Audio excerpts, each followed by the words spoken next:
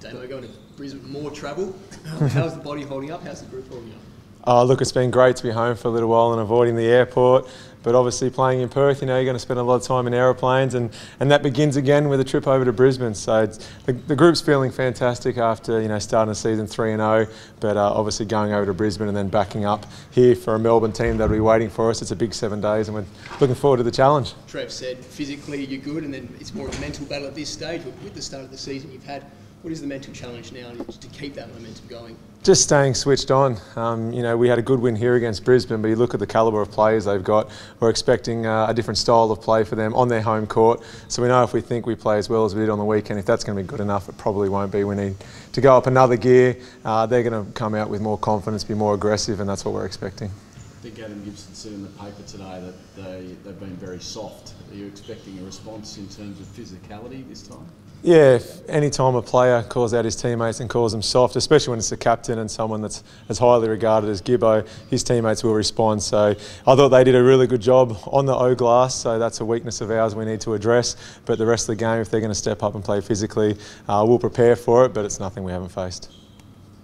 Your shooting on the weekend, was that a career high, threes, did I read? I think I've managed to knock in 4 a few times. It doesn't happen all that often. I've been playing a long time, so it's only happened a few times, I think. But it's always nice when it hits the bottom of the net. The reality is they were pretty wide open, the amount of attention that Bryce Cotton was getting, or Trico White. So it's good to find myself in the corner with a couple of open looks. Is that what's happening at the moment, that blokes are getting open because the opposition don't know who to stop? Yeah, it's a great luxury to have. I get the ball in my hand, look up, and I've got White on one weekend or Cotton on the other, and then we've got Nick Kay and Tommy Jervis running the lanes hard. So they're great scorers. They play hard, and it's a headache for opposing teams who to guard, how hard to guard them, or who to leave. So I was the beneficiary of it on the weekend. What have you made of Trico? I mean, the first 2 games put in 20 points each game, and a little quieter on the weekend. Where do you see him, and how's he fitting into this team? Oh, I love what I've seen so far. He's slotted right in. He's a great scorer. He's had to put the ball through the hole everywhere he's played overseas as an import in some pretty high stressful continents where if you don't score, you get fired. It's pretty ruthless. So he's been fantastic the first couple of games. I thought he had a great first half. Maybe he was a little bit slower in the second half, but we're expecting another big game for him on Thursday night. How's your body, Damo? Has the arrival of Mitch Norton eased the load a little bit on you and going to get you through a season much better than maybe the last 2?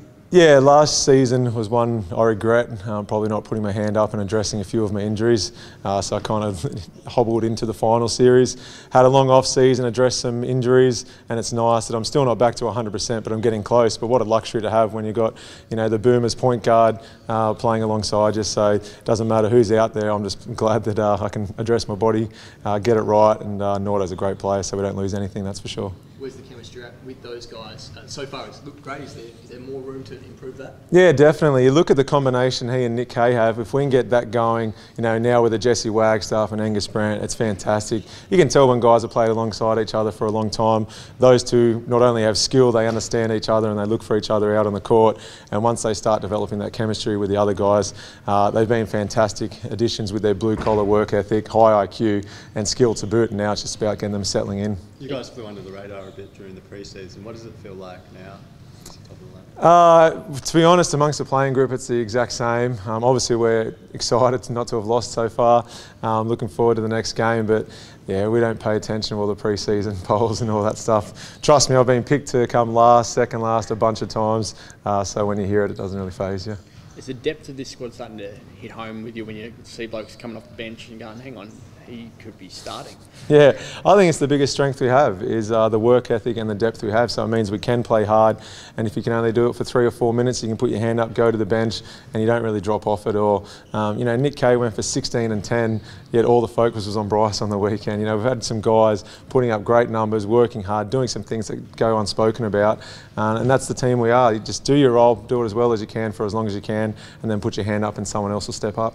Do you sort of see the Kay Norton combination like the Martin Knight combination of a few years back? Yeah, they've obviously, spent time in Townsville and then Illawarra and now out here. So that longevity is certainly there, the same playing position. So I don't mind being compared to those two because those two are better players than what Maddie and I were at that age. So I'll take it. Look, I love that we've picked those two up in the off-season. I was over the moon.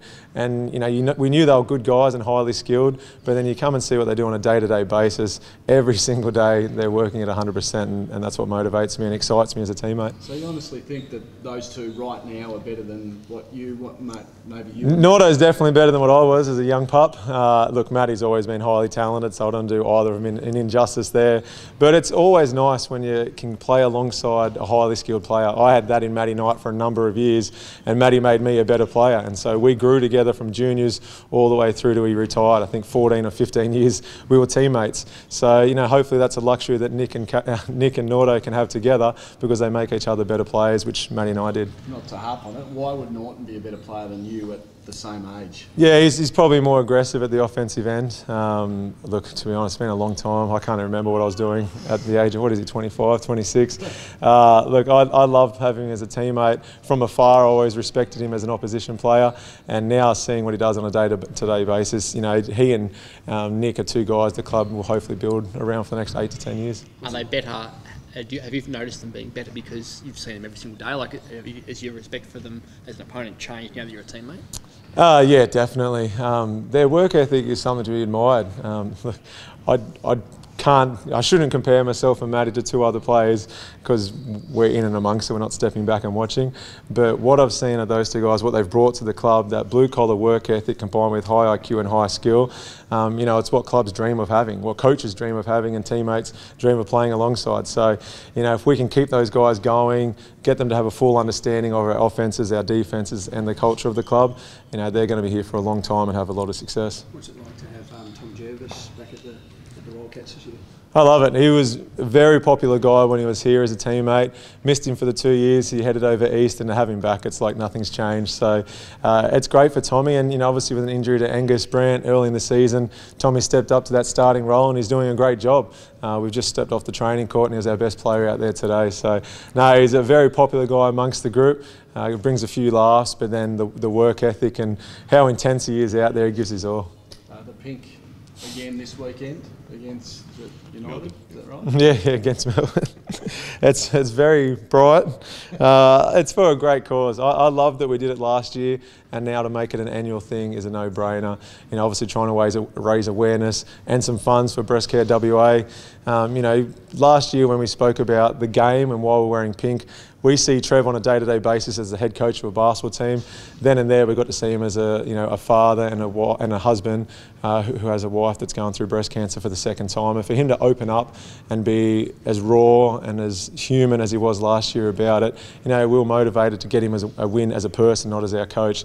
And this week will be much the same. Obviously, we want to focus on Brisbane, but the reality is once we get on the plane and head home and start preparing for that Melbourne game, sometimes you're reminded the game's bigger than the sport it is.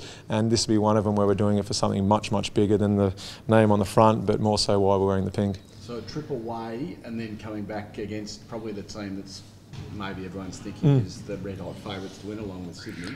Does that provide us with a real gauge as to where you're at? Yeah, definitely. Melbourne are the reigning champs. Everything's got to run through them right now, and they'll be rested and waiting for us in Perth. So that advantage of having a team fly and play on the home court, that's taken away because they'll actually be in Perth before we are, and that's their first game of the weekend. So, there's any excuse you want. The reality is we'll be ready to go come tip off, and like I said, it's a huge reason we're playing the game. So any niggling injury or soreness we may have from the Brisbane encounter will be long forgotten about by the time the ball's thrown up. Does it feel more like an event? This sort of, like last year, it felt like an event rather than a game. In a way, it was built up so much the crowd was going nuts. Does it have a different feel on game day? Yeah, I think sometimes there's occasions which you need to be reminded while you're playing the game, and this is certainly one of them. Our coach has a wife who's gone through 2 bouts of breast cancer. She's one of the toughest people I've ever met, and seeing how Trev handled it when it was at its worst last year, still rock up to work and do his job as well as he could, was something we all admired. But then for him to open up and show that human side to him where he's like, this is what's going on at home, this is what my wife goes through, this is how it's impacted my 2 kids. We couldn't help but be motivated, and that's going to be the same when we step foot out against Melbourne United. And you know, Dawn's just one of the many, I think it's 1 in 8 women go through or suffer breast cancer. And so Dawn's one of thousands in WA who have to go through it. So raising a little bit of awareness and funding for what is a pretty small charity, it's the least we can do. Thanks, Thanks, guys.